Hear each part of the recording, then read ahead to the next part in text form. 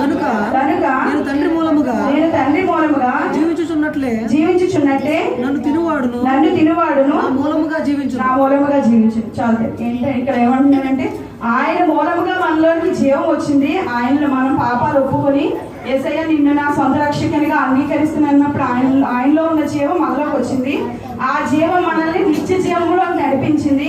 ఆ నిత్య జీవం అనేది మనం ఎప్పుడూ జీవించేలాగా చేయడానికి అది సహాయం చేస్తున్నారు. అంత్య దినమున ఆయన మనల్ని లేపడానికి ఆ జీవం ఉండడం బట్టి మనం లేపబడతాము అనే దానికి ఇక్కడ తెలియబడుతుంది. తర్వాత జీవము గల తండ్రి నన్ను పంపిన కనుక, అంటే జీవము గల తండ్రి కుమారుని పంపారు. ఆ కుమారుని యందు మనము విశ్వాసం ఉంచినప్పుడు మనం కూడా ఆయన మూలంగా జీవిస్తాము. ఇదే పరలోకము నుండి దిగి వచ్చిన ఆహారము. అయితే మనము ఈ ఆహారాన్ని మనం తీసుకుంటున్నాం అంటే ఎంత పవిత్రంగా దీన్ని తీసుకోవాలంటే కొరింథీయులకు రాసిన పత్రిక 1వ కొరింథీయులకు రాసిన పత్రిక 11వ అధ్యాయము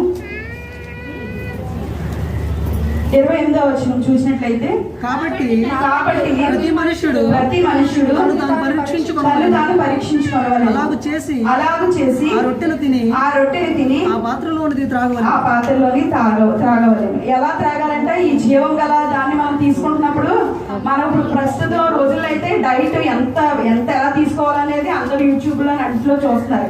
అయితే మనం నిత్యం జీవించడానికి ఉండే ఆహారాన్ని తీసుకుంటున్నప్పుడు మనం ఏ విధంగా ఉండాలంట, కాబట్టి ప్రతి మనుషుడు తనని తాను పరీక్షించుకోవాలి. అంటే మనం ఈ నెల రోజుల్లో ఎవరితో అన్నా గొడవ పెట్టుకున్నా, లేకపోతే ఎవరి మీద విరోధ భావం కలిగి ఉన్నా, లేకపోతే మనం వాళ్ళని క్షమించకూడదని అనుకుంటున్నా, ఇలా అలాంటి వాటిని అన్నిటి నుంచి విడిచిపెట్టి మన దేవుని ఎందుకు వచ్చి ఈ బల్లని మనం సమీపించాలి. అంటే ఎంతో పవిత్రంగా, అంటే నిత్యము జీవించడానికి మనం ప్రయత్నిస్తాం.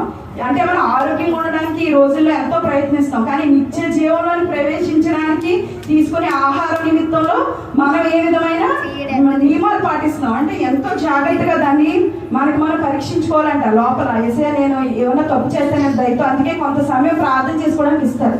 ఈ ప్రార్థన చేసేటప్పుడు యేసయ్య నన్ను దయతో క్షమించండి తండ్రి, నేను పక్క వాళ్ళతో ఇలా అన్నాను తండ్రి, నన్ను క్షమించండి, దయతో నా కుమారునితో ఇలా ఉన్నాను తండ్రి, గొమ్మని మాట అనేసాను తండ్రి, దయతో నన్ను క్షమించండి అని ఒప్పుకోలుతో మనం ఈ బలను సమీపించాలి.